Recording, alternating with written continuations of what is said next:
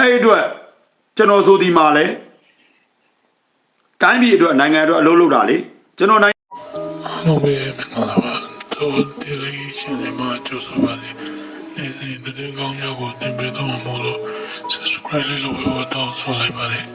ကျေးဇူးတင်များကိုသူပဲကျေးဇူးတင်ပါတယ်ခင်ဗျာနိုင်ငံဝန်ထမ်းမှမဟုတ်တာဒီလိုဖြစ်စဉ်ကြီးမှာကိုစစ်ခွေးတွေတော့တသွင်းသွင်းအော်ပြောခဲ့လို့မခံတိမခံနိုင်လို့ဒီလိုတရားဝင်ပြောလာတာနော်ဘယ်အခါချင်းဝင်မှလကမှယူပြီးတော့မှအလုပ်လုပ်လာတာမဟုတ်ဘူးအဲ့တော့မမှန်ဘူးထင်ရင်တော့ကျွန်တော်တို့ကတော့ပြောမှာပဲဟုတ်တယ်မလားကျွန်တော်တို့ကတချို့အရာတွေမှာကျွန်တော်အမြဲတမ်းပြောတယ်နှလုံးသားနဲ့ထားရမယ့်အရာတွေပေါ့အခုကိုအောင်နိုင်သေးလို့1 to 1ထောက်ဖို့တိုင်မှုလို့လူဆိုရင်ကာချုပ်ကြီးတို့ဘာတူချုပ်ကြီးတို့ဆိုရင်နှလုံးသားနဲ့ဆုံးဖြတ်သင်ရမယ့်အရာတွေအများကြီးရှိခဲ့ပါတယ်ကျွန်တော်တို့မူဝါဒအောက်မှာကြီးပဲကြာရှုံးလို့မရပါဘူးဒါကနိုင်ငံရေးဖြစ်စဉ်ကိုကျွန်တော်တို့ကပြောတာပါနိုင်ငံရေးဖြစ်စဉ်ကတက်မတော်ကအာဏာထိန်းလိုက်တာဟုတ်အာဏာထိန်းလိုက်တော့တက်မတော်သားတွေမှာသူတို့မှရှိသင့်ရှိတတ်တဲ့အခွင့်အရေးတော့သူတို့အသုံးချသွားမှာအမှန်ပါပဲနော်အဲ့တော့တက်မတော်သားတွေကိုဟိုပေါ့နော်ဒီအချိန်မှာပြင်းပြင်းထန်ထန်အရေးယူမှုတွေပေါ့နော်ဟိုမပြုတ်လို့စေချင်ပါဘူးခင်ဗျာဘာဖြစ်လို့လဲဆိုတော့ကျွန်တော်တို့ကဒီနိုင်ငံ30 20ခုစစ်စီပေါ့နော်ဒီ PDF တွေနဲ့စားတိုက်တွေက drone တွေနဲ့တိုက်ခံရတယ်အလူလဲခံခဲ့ကြရတယ်နော်ဟိုရှေ့တန်းမှာရိတ်ကမရောက်နိုင်တဲ့နေရာတွေအများကြီးကျွန်တော်တို့ရှိခဲ့တယ်ဒါတွေနဲ့နိုင်ငံတော်အကြီးအကဲတွေကိုအောက်ကတချို့သောတာဝန်ရှိတဲ့နော်ဗျူဟာမှုတို့တမမှုတို့ကလိန်လေလီစေလက်ပြားခဲ့တယ်ဒါတွေကမြေပြင်ပကတိရှိတရားပါခင်ဗျဘာလို့လဲဆိုရမခတိုင်းရဲ့မြို့တော်ဖြစ်တဲ့လာချိုးမြို့ကြီးတောင်မှရန်သူလက်အောက်ကိုကြားရောက်သွားတဲ့အချိန်မှာဒါတွေကလောက်ကိုင်းလိုမျိုးအချိန်မှာလောက်ကိုင်းလိုမျိုးအခြေအနေတွေမှာအေးဥမာနဘက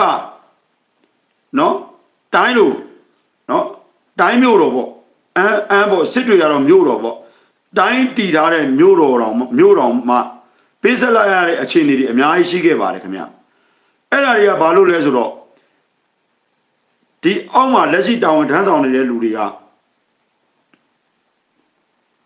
တချို့ဆိုရင်သူတို့ယာရုပြုတ်မှာသူတို့နေရာပြောင်းမှာနော်အောက်ကတက်မတော်သားစစ်တီတွေရဲ့နော်စေဝါတွေလက်နက်ခဲယမ်းတွေရိတ်ခါတွေ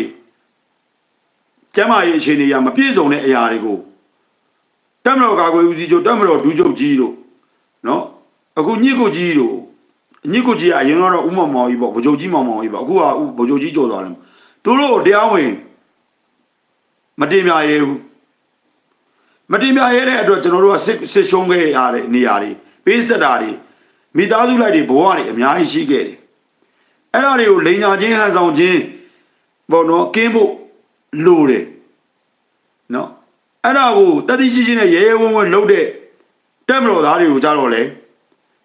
ပေါ့နော်အရင်ပြင်းထန်တဲ့ကြီးမားတဲ့ဥပဒေတွေပြဋ္ဌာန်းပြီးတော့မှ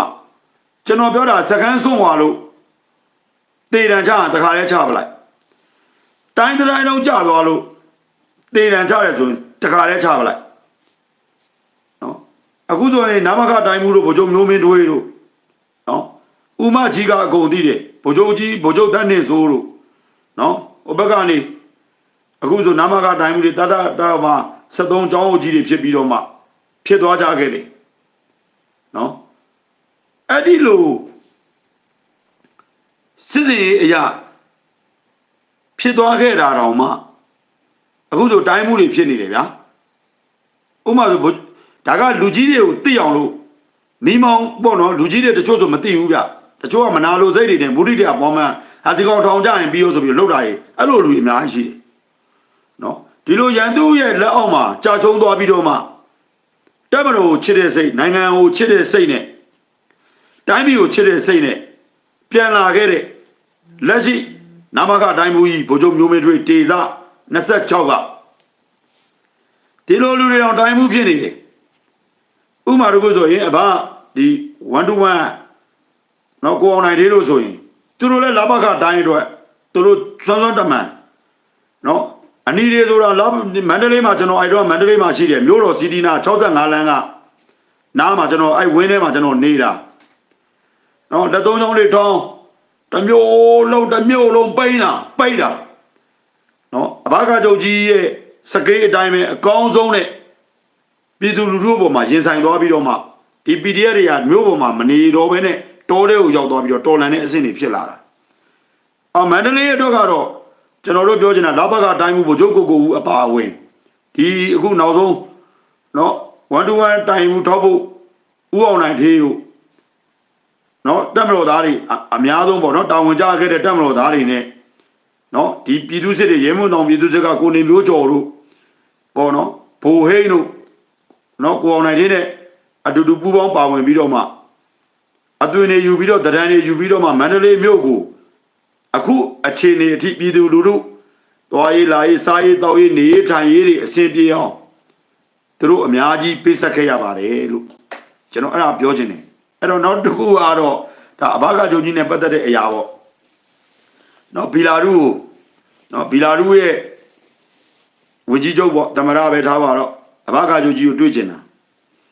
အဲ့တော့ဟိုဘက်တစ်ဘက်ကတော့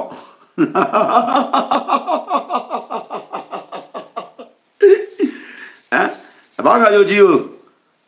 ဘာစကားမပြောဘူးညစကားမပြောဘူးနဲ့ပြောကြတယ်အဘကချုပ်ကြီးကအဲ့စကားပြောစရာမလိုဘူးနိုင်ငံကောင်းဆောင်ဆိုတာမြန်မာနိုင်ငံသားဖြစ်တဲ့အတွက်မြန်မာပြည်မှာတင်တဲ့စာကကာကြီးကာကွေးနော်ဘီ30မှ3လုံးနော် ABC 26လုံးမရှိဘူးမဟုတ်သေးဘူးလို့ပြောလို့ရတယ်မြန်မာနိုင်ငံရဲ့ကာကြီးကာကွေးဘီ36ဘီ33လုံးကိုနော်ဟိုတာတလင်းချိတ်ဖြုတ်ပါတော့ဓာတ်ရင်ကောက်ဖြုတ်ပါတော့ဖြုတ်ခဲ့တဲ့အဖွားကြီးလောက်တော့မိုင်မရိုင်းဘူးကာချုပ်ကြီးကအဲ့တော့ကာချုပ်ကြီးကဘာလုပ်လဲဆိုတော့သူကဟိုနှစ်ပေါင်းများစွာတည်းကနေပြီးတော့မှ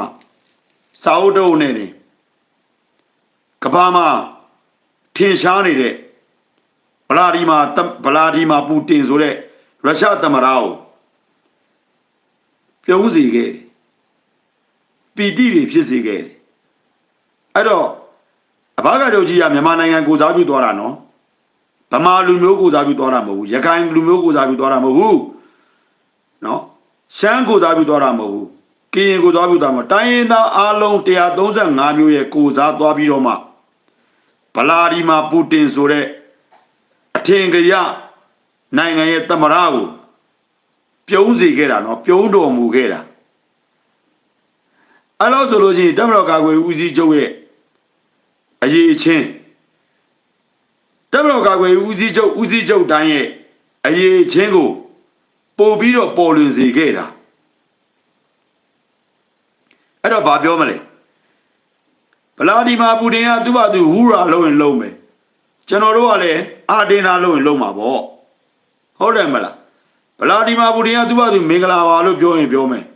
ကျွန်တော်တို့ကာချုပ်ကြီးကလည်းမင်္ဂလာပါလို့ဗမာလိုပဲပြောမှာပေါ့နိုင်ငံကောင်းဆောင်တယောက်က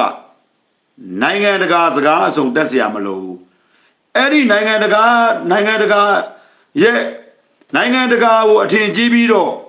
ကိုယ်တိုင်မကြိုးစားကိုယ်တိုင်ကဒီခြေရာတွေကမထွက်ဖဲနဲ့အင်္ဂလိပ်စကားပြောတတ်တဲ့လူအထင်ကြီးတရုတ်စကားပြောတဲ့အထင်ကြီးတဲ့တချို့တော့ကျွန်တော်တို့ဗမာလူမျိုးတွေရှိတယ်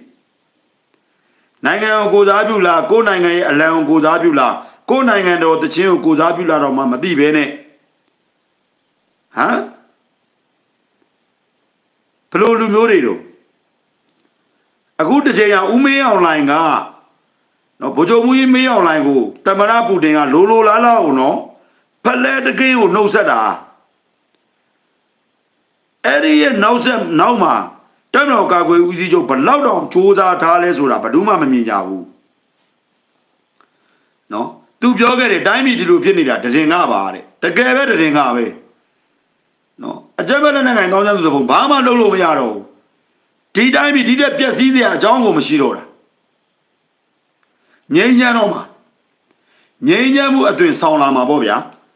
ဟုတ်ဝိုင်းဆိုပြီးတော့မှခင်ဗျာအုပ်ဘွားဟဲ့ထားဆိုလက်တော့မရှိဘူးလေ ဟုတ်လားလူကြီးဗျသူလဲကျွန်တော်ပြောတယ်ဖန်ဆင်းရှင်မဟုတ်ဘူးသူလဲလှုပ်နေရတာတွေအများကြီးတန်းကျိုးပြည်ပြူအလုပ်တွေအဖက်ဖက်ရှူတော့မျိုးစုံဟာတွေဒီလိုဖရဲသီးဝန်ထမ်းစုပ်ဝန်ထမ်းတက်ဝန်ထမ်းရုပ်မာတွေတိုင်းပြည်ထဲမှာအများကြီးအဲ့ဒီအရာတွေအားလုံးကိုမပြတ်မယွင်းနဲ့ထိန်းချောင်းတာအလို့ကိုကြီးခင်ဗျာ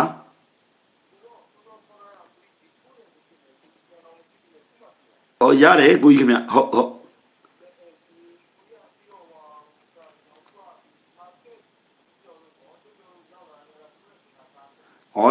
ကိုကြီးအခုကကိုကြီးကြပြလေးရလဲဟိုမဖြစ်တော့ဘူးတစ်တော့မှာဟိုဖြစ်မှာပဲတစ်တော့ကကျွန်တော်တစ်တော့လိုက်လွှင့်လို့ရသွားပြီသိလားကိုကြီးပြီးမှညီလေးကိုကြီးအေးသေးပြောမယ်အခုကတစ်တော့ဟို YouTube လိုက်လွှင့်နေတယ်ကိုကြီးခင်ဗျဟုတ်တွေးမှကိုကြီးအေးသေးပြောမယ်နော်ကိုကြီးဟုတ်ဒါပဲနော်ကိုကြီးခင်ဗျ